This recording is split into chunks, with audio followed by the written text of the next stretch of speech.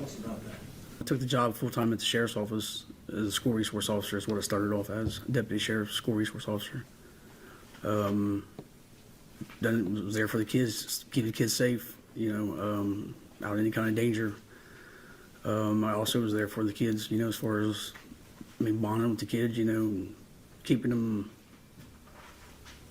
as far as like way of life, just somebody else to be there, Listen, when Afroman said that this woman had a voice with a few octaves lower, he was being kind to her.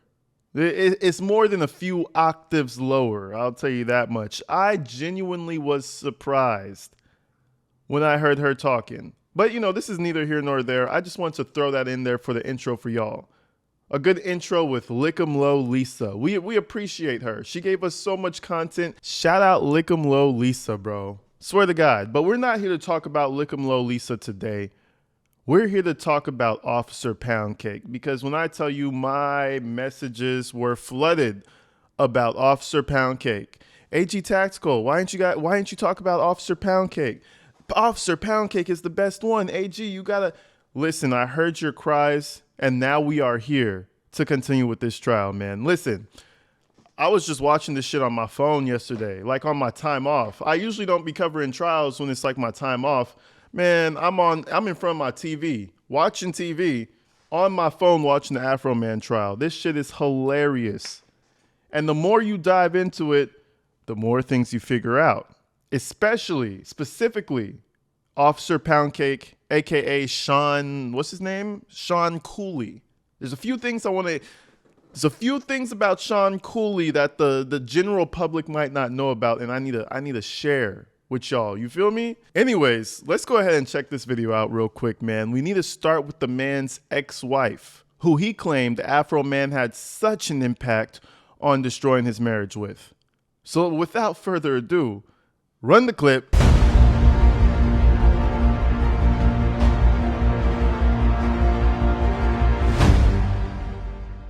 So the first thing we really need to talk about is Sean Culie and his ex-wife, okay? Because Sean Culie was the sheriff at the time. He's now retired.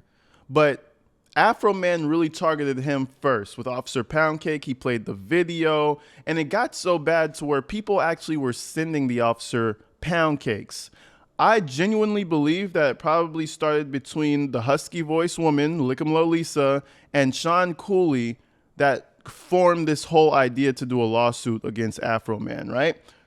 So I don't even think the defense was prepared for this. I'm pretty sure they were, but I don't think they were prepared for Sean Culie's ex-wife's answers, because she took the stand and she basically explained that nothing in that song affected their lives, and the entire lawsuit, the whole defamation lawsuit, is bullshit. Talk about petty. Listen, I strive to be that petty. Tell me, I'm gonna break up with you, right? We get a divorce, and I'm still going to remember you enough to come into court and fuck you over years later, just being petty. So anyways, I want to show Sean Culie's ex-wife, and it's very revealing their relationship and the type of man he is. Let's check this out. It was beautiful. This whole trial was wonderful. You've worked with kids for how long? 30 years. You got into the mind of kids pretty well. Yes. When they would play Mr. Foreman's song Lemon Poundcake, did they take that as a literal fact from your observations? No. Were they laughing and joking about it? Oh, yeah. The fact that Afroman infiltrated the kids, bro, that's 2 generations right there. Shout out Afroman. He's doing legendary work. He affected my generation, and now he's affecting the 2022 kids' generation. This shit is crazy. Back then, it was because I got high. For today's kids, it's lemon pound cake. Ain't that a beautiful thing? You know what I'm saying? So basically, he targeted the perfect person he could, because now his wife is going to get all that information. She's going to know it's about her husband, and news is going to travel like wildfire. See, this old school, old timer sheriff didn't realize the power of the internet, and ooh, he's feeling it now. He's starting to realize how powerful the World Wide Web can actually be. Absolutely. Are you familiar with the song W-A-P? I think I've heard it. Sorry, no, Yeah. strike that, strike that. I'm gonna give you the complete song Okay. and then summarize it, because I only want to say it once. Are you familiar with the song Wet Ass Pussy? Yes, Is that a rap song? it is. Has your students played it in class? Once. I love how he says, "Are you familiar with the song Wet Ass Pussy?" I love how he says the word pussy. It's almost like he was disgusted saying it. You ever heard the song Wet Ass Pussy? But pay attention, right? Listen to what he's getting at. This is an example for those of you in the back. You know what I mean? Lawyers do it all the time. Let's continue. Okay. And then summarize it, because I only want to say it once. Are you familiar with the song Wet Ass Pussy? Yes, Is that a rap song? it is. Has your students played it in class? Once, and I asked them to please turn it off. When they were listening to it, did they think that was fact? No, So they didn't think that that was depicting anything in real life? no, So you didn't have to teach them that wasn't real? right. No, I did not. You've heard the song, correct? Mm-hmm. Do Yes. you believe it's a literal interpretation? No, Would you agree it's derogatory towards women, no, even though it says nasty things about them? yeah, no. I mean, it's the artist's opinion, I guess. Hey, I mean, if you got a wet ass pussy, you got a wet ass pussy. Is that derogatory? Ma, you got a shorty. You got a wet ass pussy. Is that really derogatory? She should say thank you. I drink my water. You know, that's pretty much that's all I expect to hear. You know what I mean? Shit. If we've gotten far enough to understand that she does have a wet ass, but you know, a wop, then I don't see how that's disrespectful to women. So okay, so we understand that example, right? Let's continue. That's the way I feel. Maybe not an opinion you like, but Yeah. so Ms. Grooms, has Mr. Foreman's posts about Sean or any of the general posts about the Adams County Sheriff's Department as a whole affected your life any at all? No. Would you believe it would have affected your life while you were married to Sean? If it had any effect, I guess that would be the time it would have an effect. But as his spouse, you would have expected. Yes. And I don't want you to go into too many details, but is it fair to say that Mr. Foreman, the posts about the police department, everything had not a damn thing to do with your relationship between you and Sean and No. it came to an end? No, it did not. So the posts never affected your life, never affected your marriage? No. And that's pretty much it. I just want to show that, just to show the pettiness and how unlike this officer really is. And we're about to move on to the main subject himself in a moment. But I just wanted to point her out, basically to give you a baseline on how everybody initially felt about this song. The kids thought Afroman song was a joke, just like Wet Ass Pussy, right? Everybody took it lightly except for the police department, which kind of goes to show that they're the guilty ones. Guilty people don't like being exposed for being assholes, right? Everybody else, her students, herself, it had nothing to do with their relationship. It didn't ruin their lives, and it definitely didn't defame their character. You got his actual ex-wife saying that shit.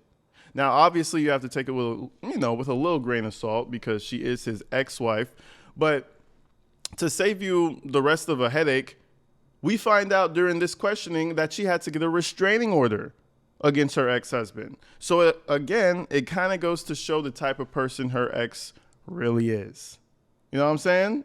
But anyways, let's push it forward. Now we got our boy, Sean Culie. And man, I don't know what it is about the tender men out in Ohio, but this is another butthurt, tender, soft emotions having old man. And it's just a wonderful thing to watch. So let's see what the lawyer has to ask him. I need technical support. I don't think we'll have to stop this one so you can make it later. Let's eliminate all doubt. I'll ask a couple of questions. So, Mr. Culie, sorry, Sean, you were called Officer Poundake by Mr. Foreman? multiple times. I mean, the second he starts, bro, it's almost like Afroman was advising his attorney on how to begin the questioning. Like, hey, make sure you bring up the insult first and foremost. So I love this shit. Let's back that up one more time. So, Mr. Culie, sorry, Sean, you were called Officer Poundake by Mr. Foreman? Multiple times. Received hundreds of pound cakes at work from different people. And the context of that name comes from a music video that Mr. Foreman created, correct? I don't know where he got it at, but you'd have to ask him that question. Well, I'm going to play what's marked Defense Exhibit D. I'd like you to watch this. Okay. Oh, you guys are turn Okay, we can't watch the whole thing with sound, but I'm gonna let it play in the background while I'm talking about it. The sheriff said that they sent hundreds of pound cakes to the office, bro. Do you know how embarrassing that shit has to be? His ex-wife said that she went to some other deputy station and they knew who he was and they were laughing about who he was. And they knew that was like his wife and they were giggling and laughing about it. Man, listen, I couldn't imagine being behind the scorn of Afroman. This shit is hilarious. But anyways, they play the song for him in its entirety, and then I'm gonna show you what happens at the end. So you've seen Exhibit D, correct? Mm-hmm. You would admit that's you with the glasses walking by a lemon pound cake on the counter? Yes. And that is security footage from the search of Mr. Foreman's residence? I assume, yes. But there's no question that's you during the search. Yes. There is question or there's No, that was me, yes. Absolutely. So during the search, Mr. Newman asked you to watch the money, Correct. and you watched that money until he came back and got it. Absolutely. So basically, the short story that the attorney is trying to paint for the jurors is that this can't be defamation if Afroman is using the actual facts that he removed from off of his security camera. This is an actual fact. He passed the pound cake. He looked like he was hungry and wanted a slice. And if you go back to the video, he did look like he wanted a slice. And everything that Afroman rapped about was pure facts. Defamation only works if you're lying about someone, right? You know what I mean? And it's affecting their character. Nothing happened of that sort. There is one final deputy I want to talk about, and I'm going to tell you his name toward the end, okay? Because I feel like there's a connection somewhere between Sean Culie and this detective, right? Mind you, we're all suing for defamation, right? We all got our feelings hurt, and we want Afroman to pay. We want him to pay $4 million because he said something about us. Not the other person, me, so-and-so, so-and-so, and so-and-so, including myself, though, right? That's how it usually works. You can't claim defamation on behalf of someone else, can you? I don't think that can work. So let's check this out. So there is more reasons then than Mr. Foreman that caused you to leave the sheriff's department. It had to do with the handling of this case. Can you tell me what fact about you that receding hairline or dipshit refers to, please? I'm sorry? What private fact of yours does that refer to? I mean, there's a picture of me, and let's see here, talking about, I mean, I'm sorry. I got to pause it right there. There's no receding hairline. There's no hairline. The hairline is non-existent. What are you talking about? He might have a little of the side shit going on, but hairline? Good sir. Again, this is Afroman being kind to these gentlemen. These gentlemen, sorry. I can't. see, I wouldn't trust him with methamphetamine crack ass alone in my house. So, I find that pretty insulting. so that statement is That's, what you're suing. well, no. I told you this is one of many. Well, and that's what You we're trying to keep find. trying to make it singular. I'm telling you it's not singular, it's plural. Okay, and so one of them is dipshit, one is receding hairline. Yep. And the other is methods. Yes. Is there any more? Well, when he's sitting there making accusations against the organization that I, at that time, was working for, destroying community trust, all based off of a lie, that's what ultimately stopped. And that's community. I'll tell you what happened, bro. They had to step down because the other guy, what's his name? Culie, Sean Culie, he stepped down. He's no longer a sheriff. This dipshit's no longer an officer. You know why? It's because the public did not like you no more and you were feeling the pressure. That's what happens when you lose trust with the community. I thought the officers were supposed to be building trust with the community and one with the community. Nobody wants you there and you're a servant of that community. Get the fuck out. So now you're mad that you don't know that you no longer have a job, right? You're mad about that. So you want to go sue the rich guy for $4 million so that you can eat off of him. Wow, that's crazy. Listen up. He won. Sometimes you just have to accept loss and failure and move on. But let's continue. Hold on. Trust in the Adams County Sheriff's Department, correct? Yes. Let's go back to what was Plaintiff's Exhibit 5. Okay. I unfortunately don't do technology very well. But this was Plaintiff's Exhibit 5. You said this was referring to you. Where's your picture in this? I said, you asked me earlier. Where's your picture? No. You asked me earlier. Your Honor, I'd ask the witness to answer the question. Okay. You can clarify that there's read. Okay. Answer that one. Is your picture in this post? No. Is that a picture of your father? Yes. So this actually pertains more to your father than you. Correct. Man, cut it right there. That's all we need to hear. That's all we need to hear. Huh? So you mean to tell me that you're suing Afroman for defamation and you weren't even there?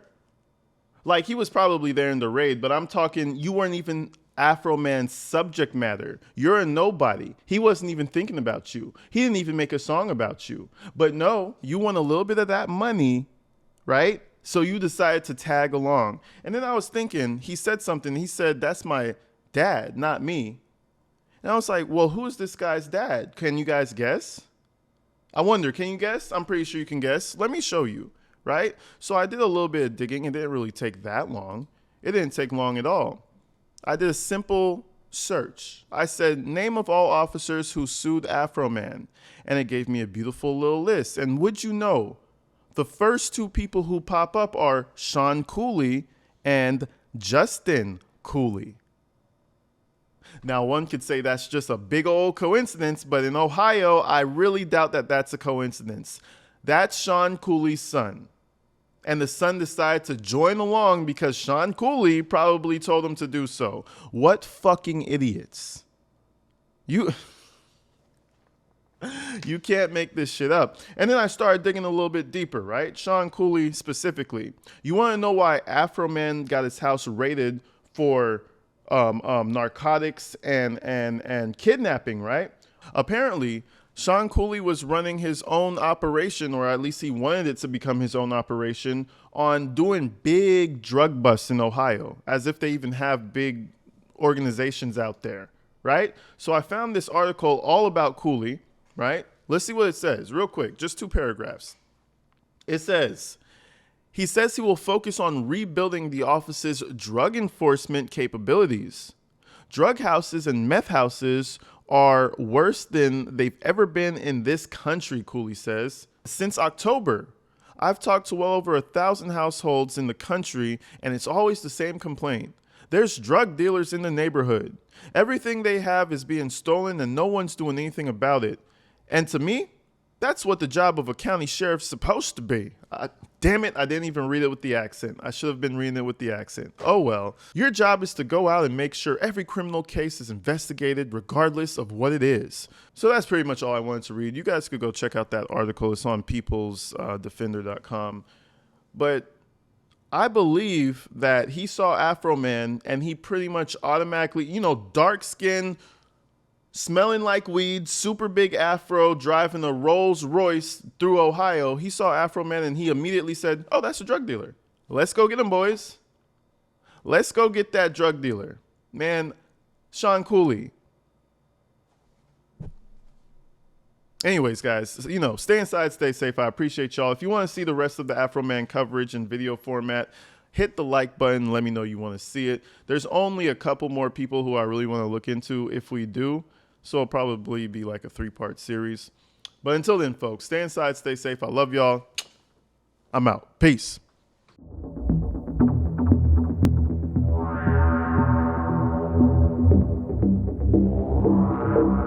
you.